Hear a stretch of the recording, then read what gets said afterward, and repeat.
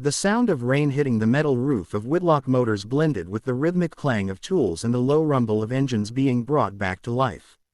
It was just another day for the team of mechanics, until the door burst open, and every wrench, socket, and voice went silent. Alexander Whitlock, the billionaire CEO himself, had just walked into the shop wearing a suit worth more than most of the cars being repaired there. His presence was electric, sharp, commanding, and completely out of place among oil stains and exhaust fumes. Every worker froze mid-motion, unsure whether to salute or hide. But Alexander's eyes weren't scanning the workshop for an inspection. They were searching for one man. His jaw was tight, his breathing uneven, and even beneath that immaculate exterior, he looked shaken.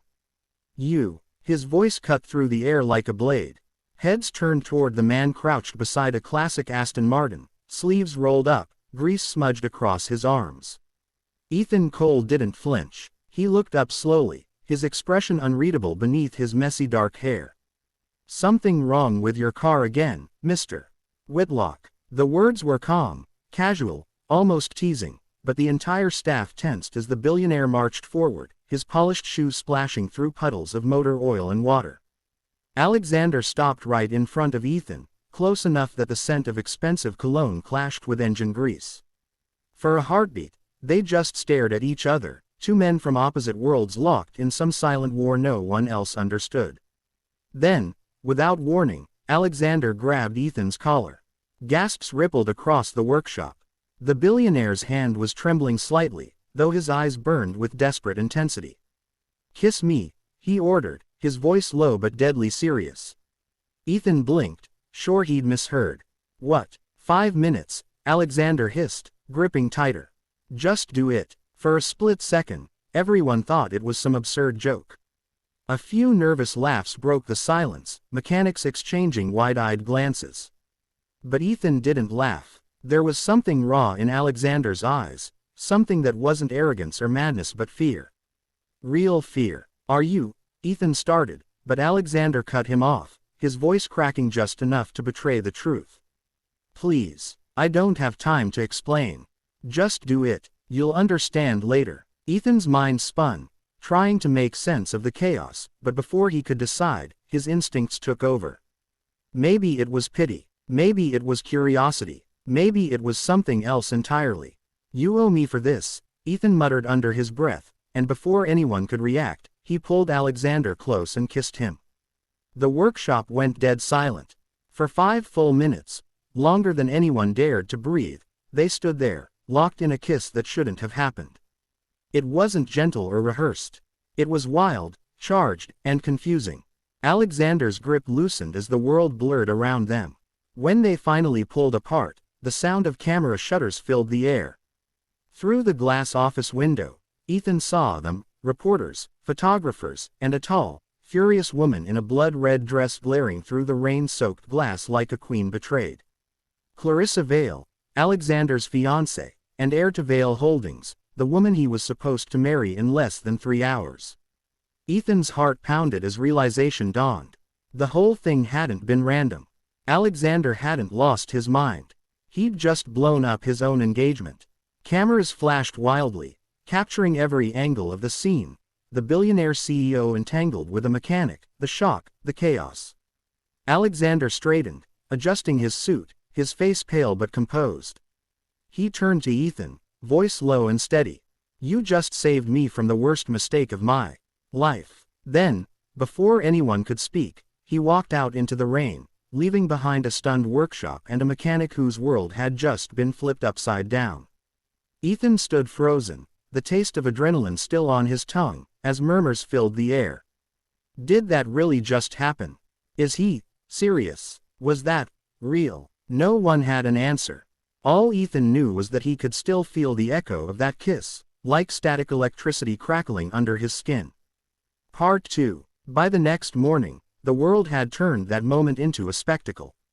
Every news outlet ran the same headline: Billionaire CEO Alexander Whitlock caught kissing a mechanic, affair or scandal. The internet devoured it, social media exploded, memes, theories, and gossip spread faster than wildfire. Ethan's name leaked before lunchtime, And within hours, reporters were camping outside Whitlock Motors, waving microphones and cameras, shouting questions like, "Are you Mr. Whitlock's lover?" And, "How long has this been going on?"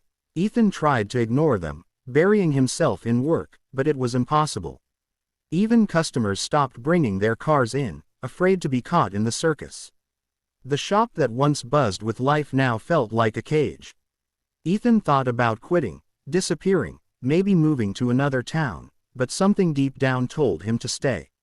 That kiss wasn't something he could just forget. Then, one night, long after everyone had gone home, he heard footsteps echo through the quiet workshop. He turned, wiping his hands, and froze. Alexander stood in the doorway, drenched from the rain, looking nothing like the billionaire the tabloids worshipped. His usually perfect hair was soaked, his tie gone, his eyes tired. "You've got nerve showing up here," Ethan said coldly, trying to hide the storm rising inside him. Alexander stepped forward, his voice soft. "I had to see you. You could have called. Would you have answered?" Ethan stayed silent. Alexander exhaled, rubbing his temples. "You probably think I used you. And maybe, in that moment, I did. But I didn't have a choice." Ethan crossed his arms. "You grabbed me, kissed me in front of a dozen people, and tanked your engagement. Forgive me if I'm a little confused." "You saved me," Alexander said quietly. "That engagement wasn't love, it was business. Clarissa and her father were about to force a merger that would have gutted my company, fired hundreds of workers, and turned everything I built into their empire.